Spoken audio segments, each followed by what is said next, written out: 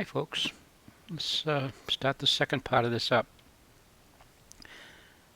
As we can remember last time, we made the large groups, which are right there, by using the selection tool. Then we did the keyhole. The keyhole is on its own layer, which allows us the ability to move it around or duplicate it or anything like that that we want to do. Now, what we want to do is create the hinge plate here and the screws.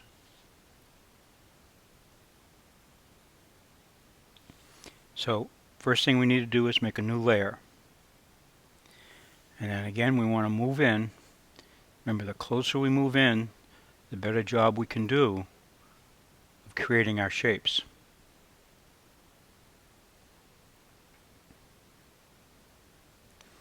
Now we're going to use the selection tools up here. I'm going to go to ellipse I guess it said. Now you want to try and figure out where the center is. Hold down the Shift key and the Option key, then drag the mouse and you can draw then from that center circle.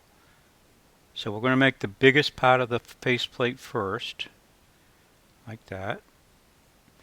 Now we're going to want to add a stroke to that.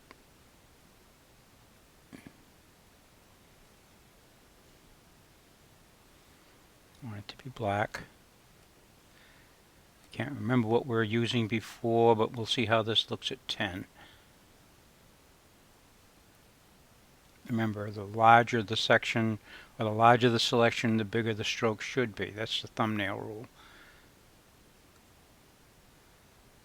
I guess it looks alright for that. Now, we want to put a gradient, a fill into this. So, we're going to get the gradient fill tool up.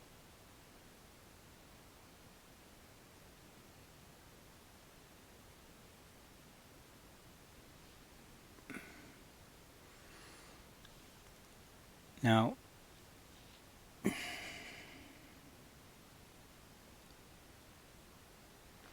we want to pick the colors that we're going to work with. So we're going to use the eyedropper tool, and I think I'll pick up this green right here, and we can see that appears down here then. I want to change the position of those, and then I'll pick up this brassy color here. Now, when we go to the fill,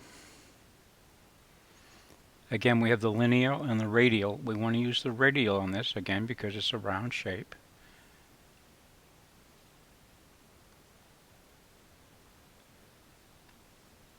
Now, we can control how far this fades out by going further out, or we can keep it narrow by working on the inside here. So I'm going to come fairly close to the outside edge, maybe a little further. Oh. Okay, that looks pretty good. So now we're going to say deselect.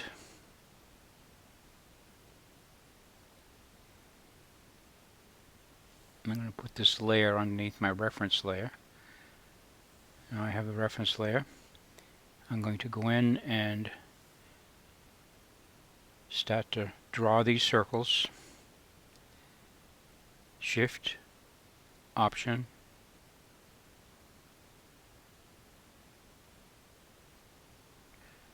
and once you get it selected, if you need to, you can move it around using the arrow keys to get it exactly where you want it to be.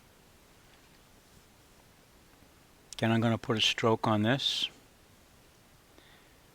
but I'm going to use a smaller size. Take it down to 5.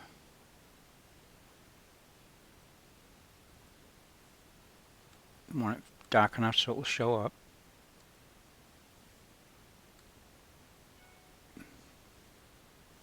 Shut off the reference view so we can see what we got.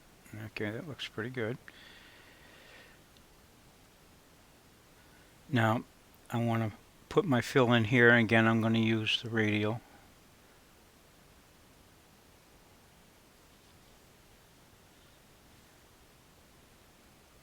I'm going to try and use some lighter colors.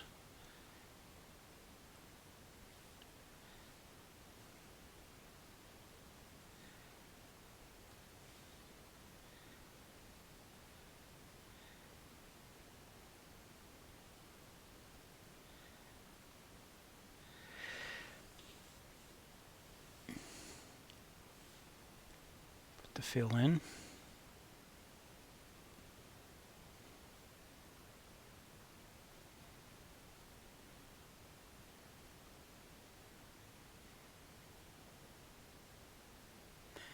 You experiment with it until you get it. I want there, about like that.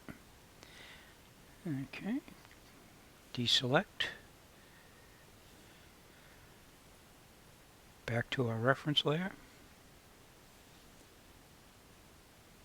Make one more selection. Shift Option. Get it where I want it to be.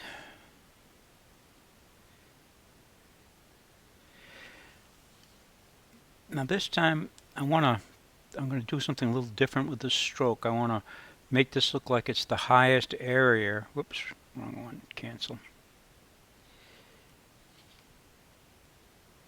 So I'm going to make it the brightest value. Whatever the brightest value is, it's usually going to come closer towards the viewer. So it's going to make it look like it's the higher area. So we're going to, and again we'll take this down again, we'll take it down to 3. Let's see what that looks like. Okay, see, that's brought that up. And now we're going to put a fill on the inside again. I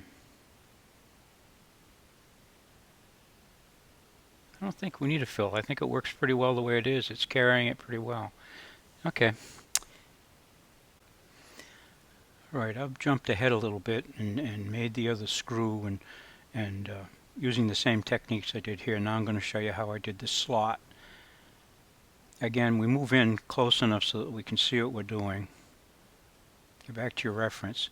And this time we're going to use the selection tool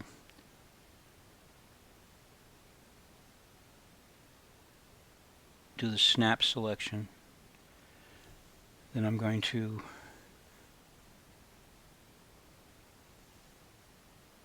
select a dark color so the slot will show.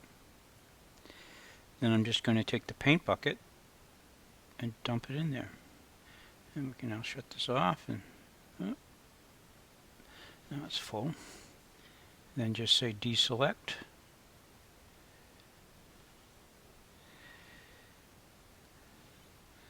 And that's what it looks like. Now let's move back out and see what the whole thing looks like. So we're getting our effect in there pretty well. Now what we want to do is create some of the cracks and stuff on the door. I'm going to use a little different technique on that. And we're going to do a couple of these holes as well.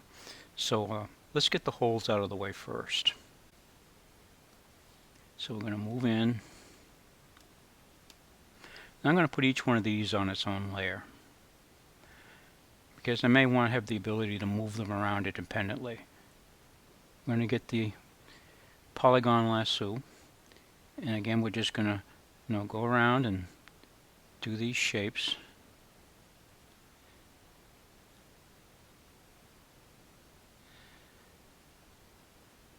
And try and, you don't have to follow them exactly, you just want to create the illusion that that's going to be an opening. Okay, I think we're going to throw a stroke around that. Again, I don't want it very big.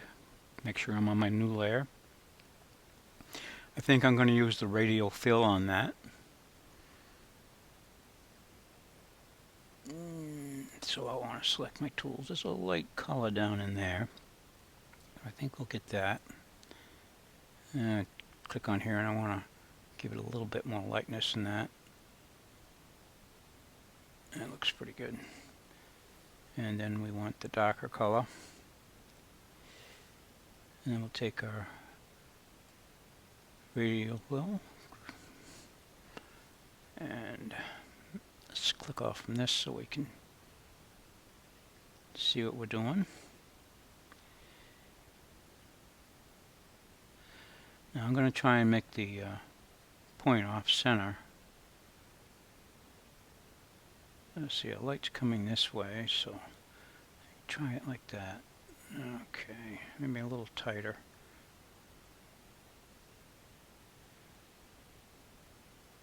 I just gotta keep trying it. Yeah, it looks pretty good. So now go to deselect. That looks pretty good. Now, that's how we do that. I'm not going to bother to do the rest of them because you can see how they're done. Now we're going to come on over and we're going to look at the cracks and stuff there are over here in the door to give the door some texture and make it more believable.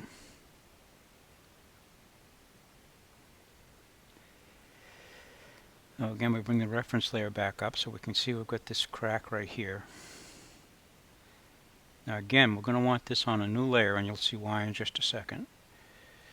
So again, we'll get to the hexagon tool here and come down and go along this line.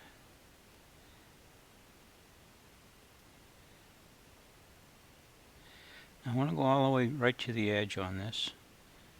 And then I'm going to come back and make the crack wider as we come back out towards the edge.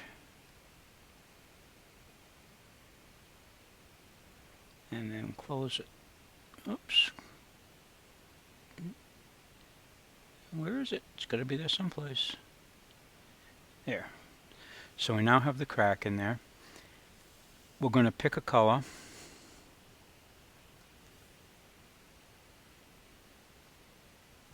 And then we're going to fill with the paint bucket.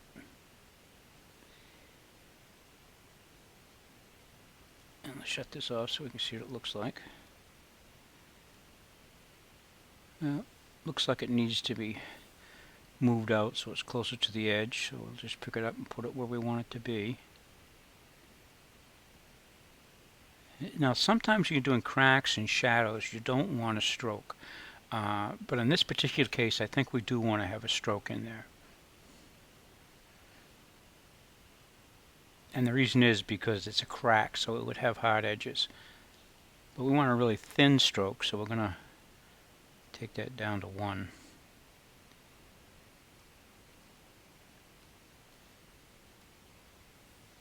Say OK. And now, because this is on its own layer, we can come on over and adjust the opacity on that. So we can make the crack look as strong or as weak as we want it to. So when we put things on individual layers, it also gives us the ability to be able to change the opacity in relationship to the rest of the values.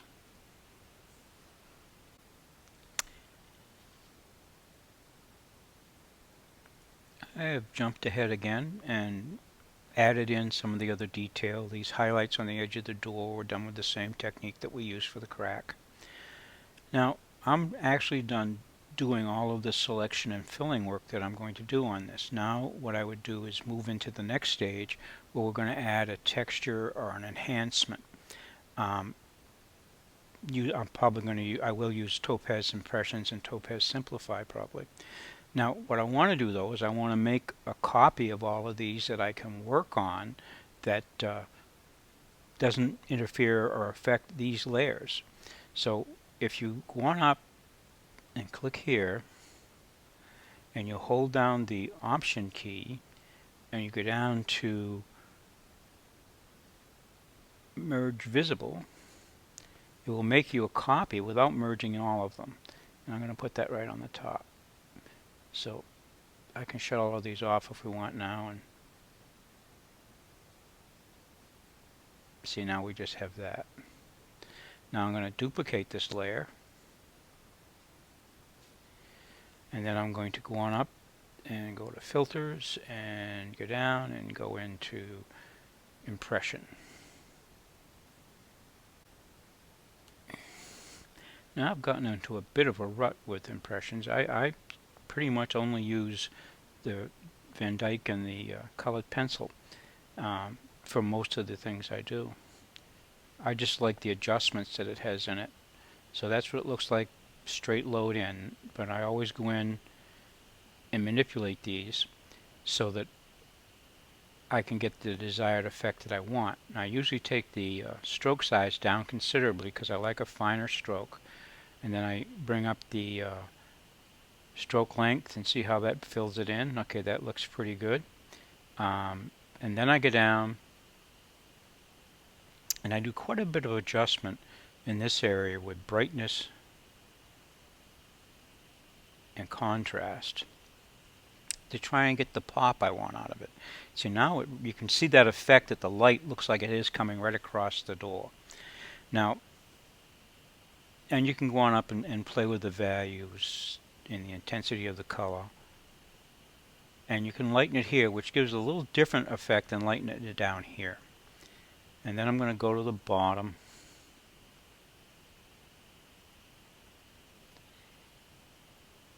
And down here, this background color, I use it as an underpainting layer. And most painters put a brighter color as an undercolor, such as orange or yellow or light brown. We're going to use an orange in this case. So I'm going to click up here where the higher value is, and then I'm going to say OK.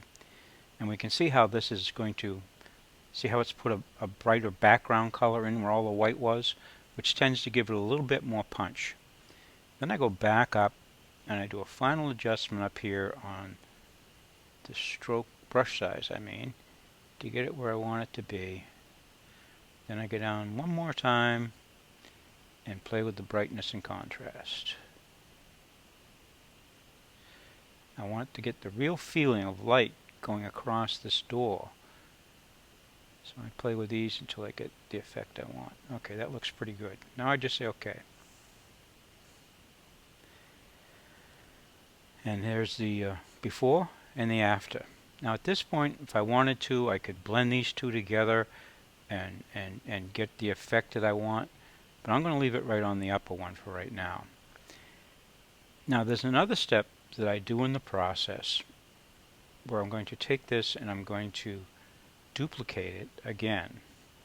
And then I'm going to go back up and I'm going to, oops, I got to be on filter. I'm going to go down and I'm going to go to NYX filters and I'm going to go to Silver Effects Pro. I like making this black and white layer, and you'll see why in just a second as soon as it comes up. Now in here, there's a lot of different adjustments on tonality and value, and you can use these to increase or decrease the structural detail within the image. So I like, color really doesn't matter that much on this one, but I like working with this particular one. And some of the adjustments I like the best are soft contrast. You see how I can pump that up, or I can take it down and really adjust that to get it where I want it to be. Then the other one I can use is down here, is on the structure. I can make it very soft, and if I want to soften what's already in the other image, in the color image, I do this. If I want to increase the texture, I take it up. But not only that, I can do it in the highlight or the shadow area or whatever. So this is mainly where I play with it. And I can also adjust the brightness and the value. I want to open that up. You see how that's opened up this area? It's going to do the same thing back on the other one. So I'm going to say OK. Oops, you guys couldn't see that stuff. I didn't have it over here where you could see it. These are the adjustments that I was playing with. Okay? This is the soft light, soft contrast. This is the structure, and this is the contrast. I pretty much don't use the rest of it when I'm doing these black and white conversions, so I just say OK. Now unfortunately there's a little bit of a glitch in my programming here.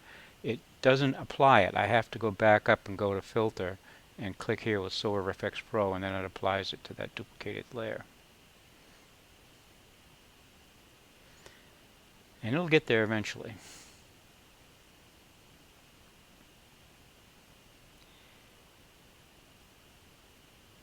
Now, there's only about two blending modes I use on this. You can use color, and in this particular case it does not do much, but luminance is the one that's going to make the difference for us. Now you can see with that luminance layer, you can see how that's really brought up the texture. But not only that, I have the ability now to control that texture. This is the only way I know of doing this, where you have this much control, and variation, because I can control it when I make the black and white, and then when I bring it in, I can still control it even further by using these effects here. So I'm going to do another, going up and hold down the Option key and do Merge Visible, and it's going to give me another copy. So here's my top copy. So we went from that to this.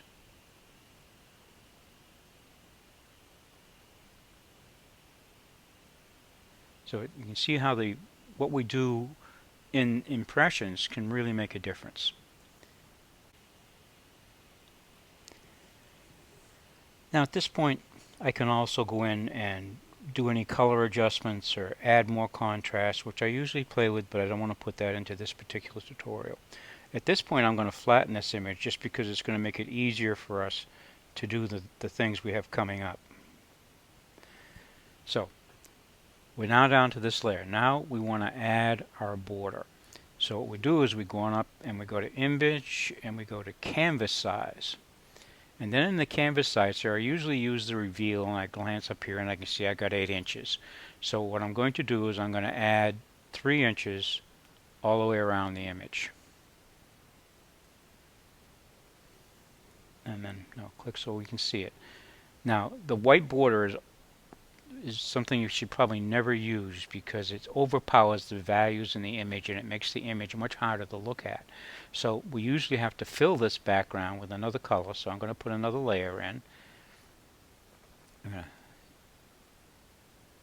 Well, I guess we'll have to do the fill on this layer. So what I'm going to do is I'm going to grab the selection tool and select. Let's see how that works. Okay, it gave us a nice clean selection. I'm going to go on up to select and I'm going to go invert. So now it's just selected the interior section. I'm going to click up on my new layer.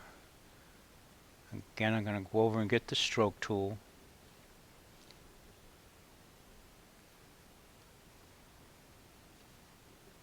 And we'll try a 4 or 5. Now what we need to do is to do our fill on the outside. So again, we will do another, I know what the problem is. That's going to be, that's working. Okay, I'm going to make another layer. And I'm going to pick a color from someplace in the image. If you pick a color from within the image, it will never clash with the image. Now, there are certain colors that are going to work better than others. I tend to go towards the grays. And again, we'll just take the paint bucket and dump it in. That's too brown. So I'll just come on over and pick a different color.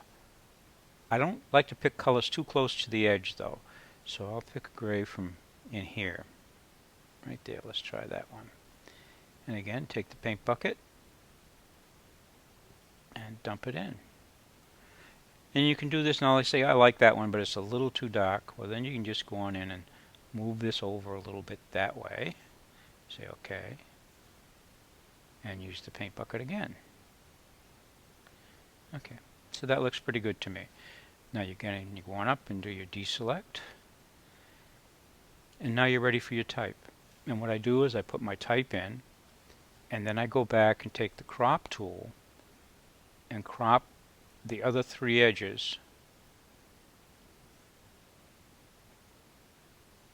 and have the type down here. So this is my approach to how I do this process. I hope you found this helpful. If it is, hit a couple likes for me on the iTunes. I mean, whatever it's called. But and if you any suggestions or questions or anything like that, I can always make these better if people, give me some feedback on them. I hope you enjoy it. There'll be another one coming up, and the next one's going to be on how to do freeform shapes. This has just been mostly how to use geometrical shapes, but the next one's going to be on how to select freeform shapes, which is a little bit more difficult. So that should be up in about a week.